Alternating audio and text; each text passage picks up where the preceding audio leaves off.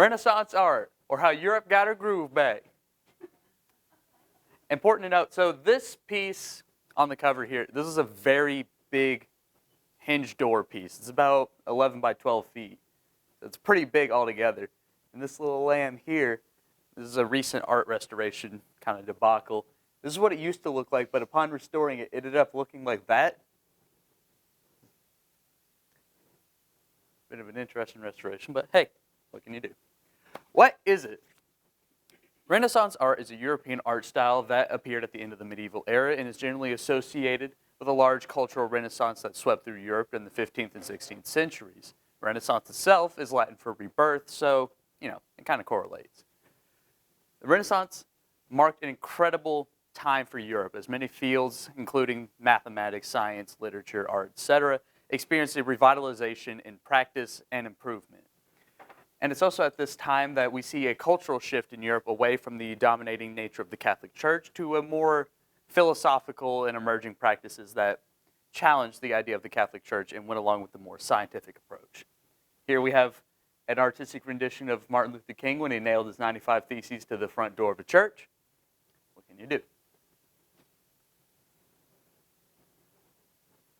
When was it used? The Renaissance is generally recorded as having taken place at the end of the medieval era in 1492 up until about 1527 following the second sack of Rome. Apparently people didn't get their paychecks, so they decided to sack Rome. And although 1527 marked the end of the high Renaissance of Europe, there were a number of other smaller Renaissances that took place in more isolated parts of Europe. And of course, this period of art history marks the transition of Europe from its more crude medieval roots and a revitalization of art towards a more realistic yet Christian iconography-centered art styles. And we also see many scientific practices begin to make cultural headway while also challenging the Catholic Church at the time. The main pope of the Catholic Church during the Renaissance era was Pope Leo X, pictured here. And pictured here again. Yeah, fun fact, those two paintings are of the same guy. So, very interesting time to be alive. Where was it used? Renaissance art was found largely all over Europe, but more exclusively in Italy, at least for the High Renaissance. Although, following the High Renaissance's end, many other places in Europe would adopt a Renaissance of sorts in arts and other practices. As we see here, this was made during the English Renaissance by Hans Holbein the Younger of Henry VIII. And here we have Dürer's Rhinoceros by Albrecht Dürer in the German Renaissance. And of course, it's important to note that the Renaissance did mark a great revitalization of artistic practices, and not just Italy or certain parts of Europe. It was more or less a cultural spread, regardless of how isolated or slow that spread was. And of course, we have a map of Europe at the time, which was a total mess, considering the Holy Roman Empire at the time. Fun place to be alive. Trivia! So during the peak of the High Renaissance, Italy served as the main home for many of the most iconic pieces. So, out of all the Italian cities at the time, what city had the most Renaissance pieces made? Joseph? Naples? Nope. Oh. Yes.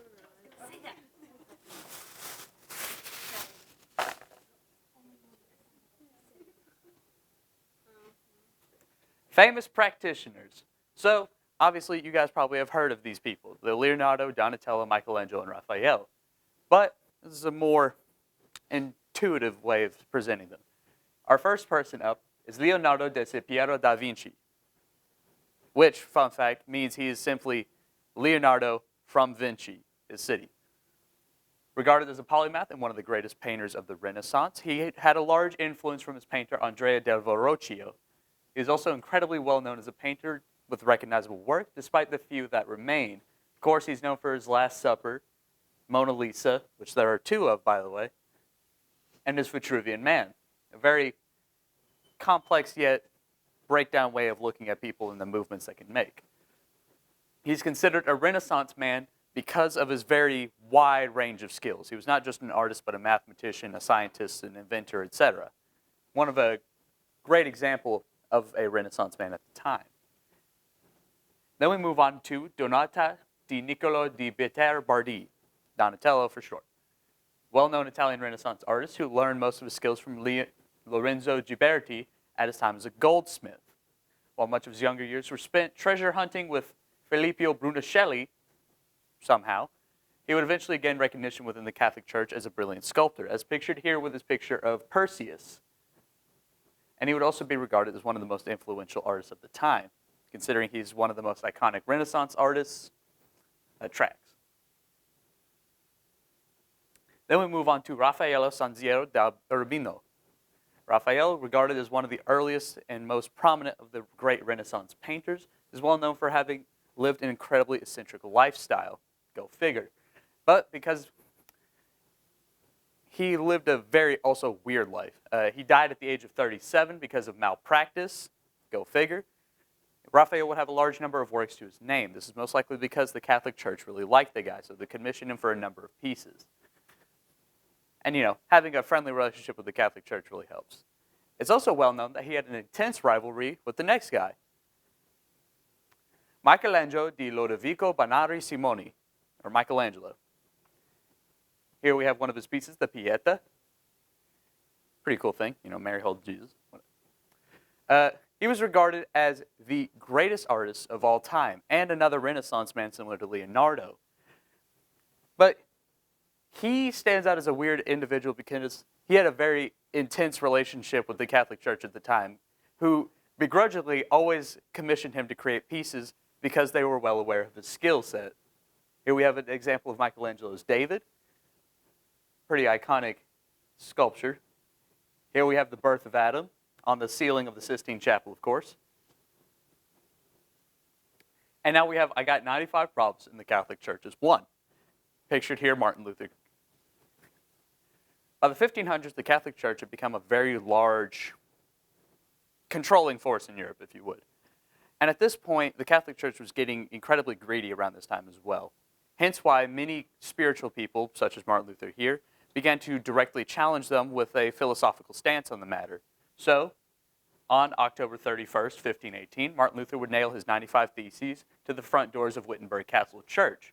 Rife with theological philosophy and many challenges to the Catholic Church, he was very outed at the time as being a big enemy of the Church.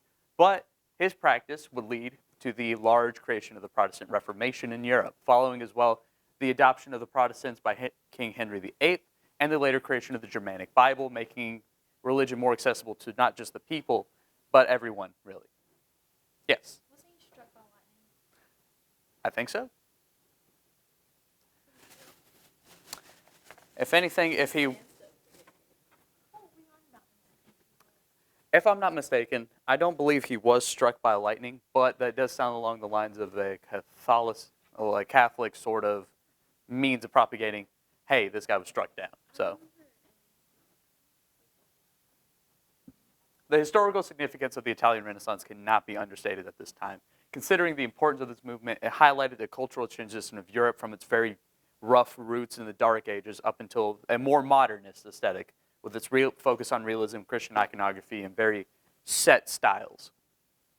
The Renaissance is also regarded as a great time of insight and development in not just the arts, but sciences, mathematics, culture, philosophy, etc., which was unheard of at the time, considering the short time it lasted. It's also a time of which the Protestant Reformation took place, seeing as how we see a major move from the Catholic Church, which was unheard of at the time. We also have many pieces made at the Italian Renaissance that have lasted up until the modern era. Basically, the entirety of the Vatican was made during the Renaissance. And it's also at this time that we still have many practices from the Renaissance that we still use, such as the reuse of the golden ratio that has lasted up until the modern age. Although, golden ratio is more of a professional use.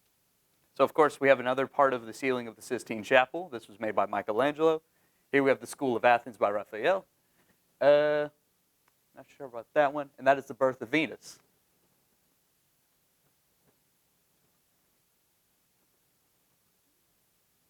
And our resources. Anybody got any questions? Wasn't Martin Luther kidnapped by the church? He was threatened maliciously. He was also kind of a hater. He was a well-known anti-Semite, but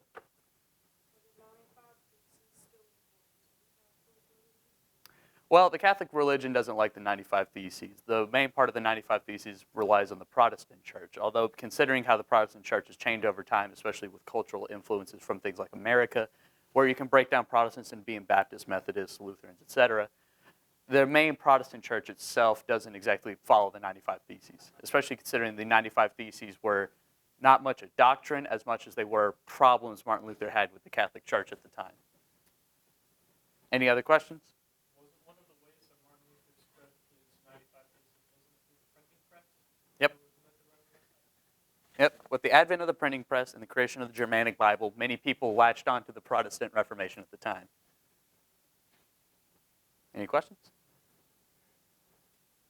Out of those four artists, which one do you think is like had more of an impact? In terms of impact, I think the most likely Leonardo and Michelangelo, mainly because Leonardo was both of them were Renaissance men. Not only did they contribute greatly to the practice of the arts, they were also great mathematicians and inventors, yeah. So they contributed heavily not only to their primary field of art, but also to others, and they have made incredibly iconic pieces, considering the fact that Michelangelo basically made the entirety of a ceiling of the biggest church in the world. So. What do you mean by there were two Mona Lisas? There is the